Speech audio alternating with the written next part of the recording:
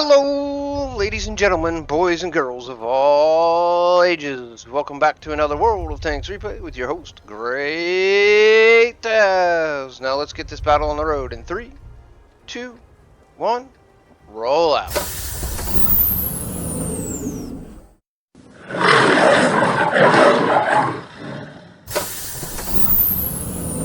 Hello, everyone. It's Great Taz here once again with another World of Tanks replay.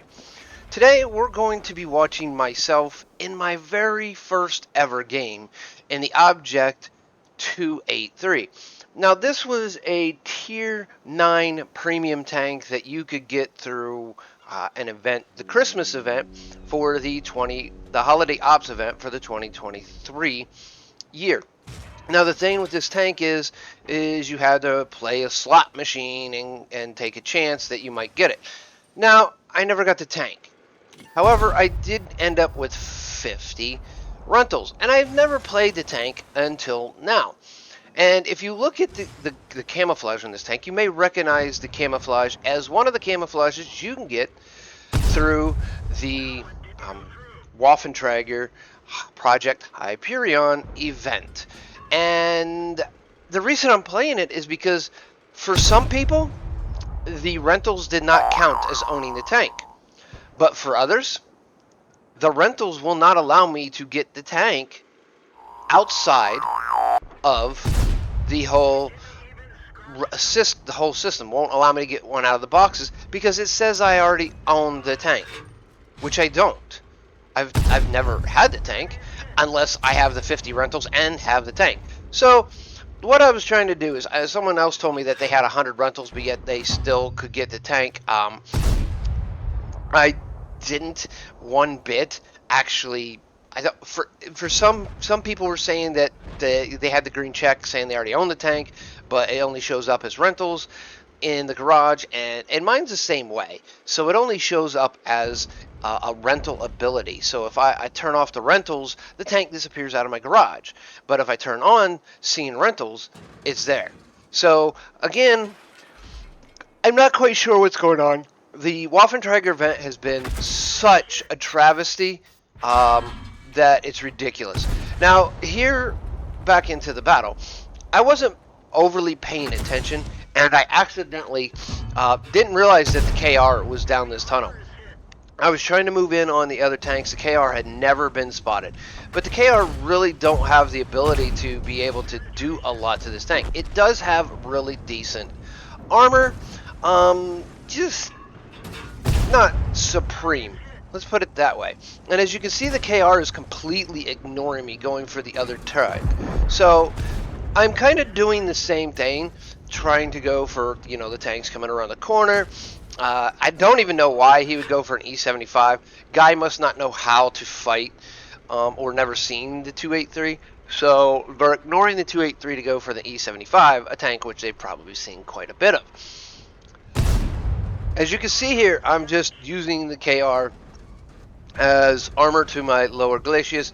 The E75 behind me is giving me some cover from behind. He is up higher, so his lower glacius is kind of blocked. So in turn, that does make it where he has a little better, a little worse armor profile than I do. As you can see there, T29 getting a lucky shot. I'm not even sure where that shot hit. I'm getting in here because I don't want the Mars to actually deal with me. So I'm getting to a point where my whole hull, I'm playing hull down here, and this tank has like 219 hull armor and or 119 all armor and like 200 and some turret armor, as you can see here. So I'm using the low lying lay area to actually be able to do this. And then you got the Object 430 there, who just completely disappeared on us. I don't even know how I bounced on the lower glaciers of a T29, but I did. Here, Object 430 doesn't like to play, face to face with me. So he, decides he's going to come up and, attack me from behind, where, most chicken butts do. Here, I did get killed overall, but the thing about it is there wasn't much I could have done. I was surrounded, but it looks good. It actually looks really good that we might actually not pull this off, because you can see they've already got double the amount of kills. I've already, if you're looking up above, I mean, it's a 4,000 damage in my very first game ever in the tank, and it plays uh, it plays much like, you see there, I'm kind of complaining because they were literally, there was like 4 tanks in the south, and the whole south portion of the map played very, very, very cowardly. I'm not going to sit here and run through the whole thing, because I could tell you that it does end up in a loss. So we're just going to speed through this because I really don't actually watch anything. I just sit here and watch the minimap.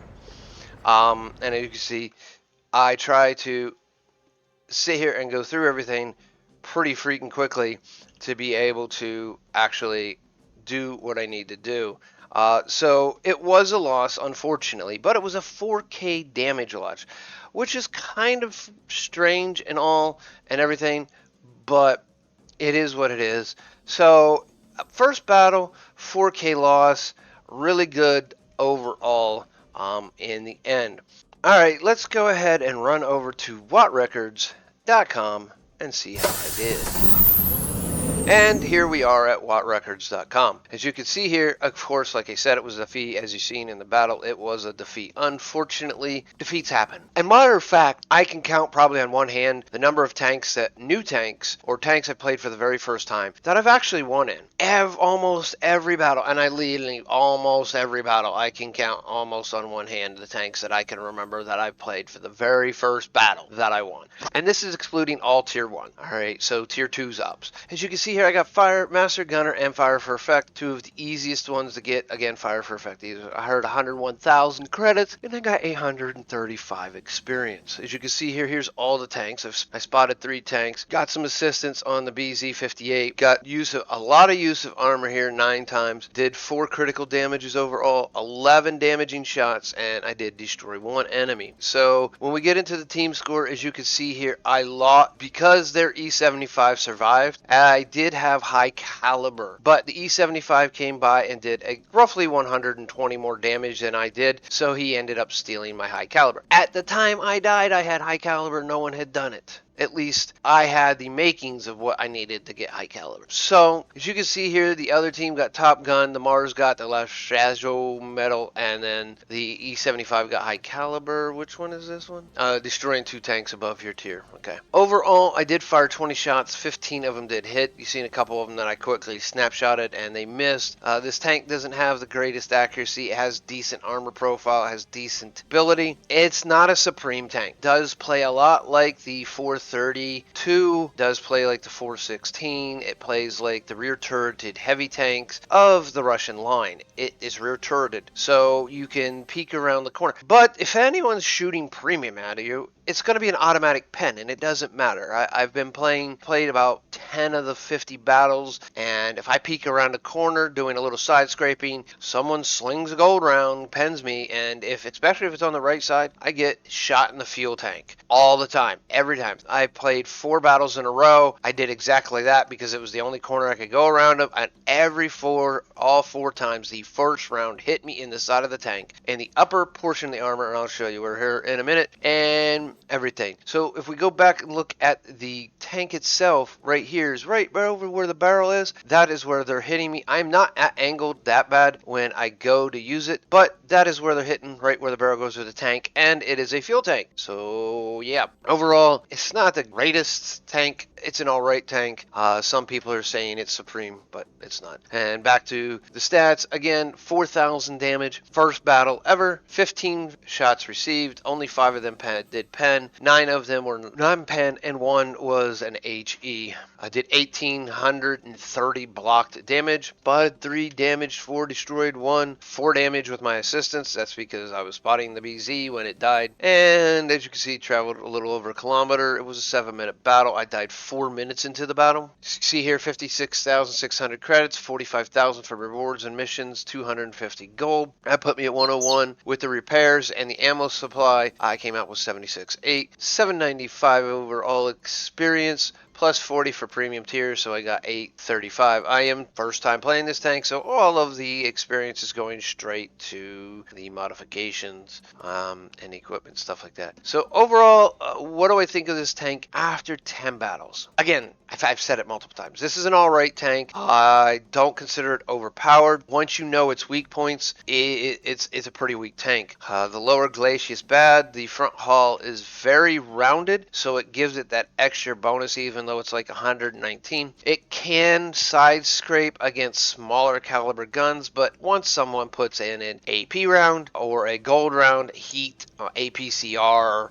whatever it is, anything with super high pen, it gets auto pen. So it is what it is. It's kind of weird that way. We could even look at tanks.gg, but this one's already done and over with, and so I'm gonna get on up out of here. But before I do, if you like this video, which I really hope you did, make sure you click that like. And while you're down there, go ahead and give us a comment if you think I missed anything or got any in general details or something that you think might help me or other people play this tank. Also, another way to say like, if you click the link that is in the description down below, bring you right to this web page here. You may have to scroll up a little where you see my name. There might be a login. Just click that, and if you're already logged in on the World of Tanks website, just go ahead and then click the notification, and it should bring you back here. If not, it doesn't bring you back to this page. You can always come back to here and click the link again, and up next to this edit button, which you will not see, you will see a thumbs up and a thumbs down. Make sure you click that thumbs up. Also, a second spot, like I said, to comment would be right here if you want to say something just about the battle and not the video. All comments are welcome, and it does help show interaction, and YouTube deals a lot with interaction. So on the other side, if you're not subscribed and you want to keep up to date, make sure that you click that subscription button. And if you want notification for all videos that I upload here onto my channel, make sure you click that notification bell, changing it from personalized to all to get notifications for all videos that I happen to upload here. Okay, well, I've yambled for a while and I've done all my YouTube-y stuff. I'm going to say, I'm going to get on up out of here, and maybe I'll see you on the battlefield.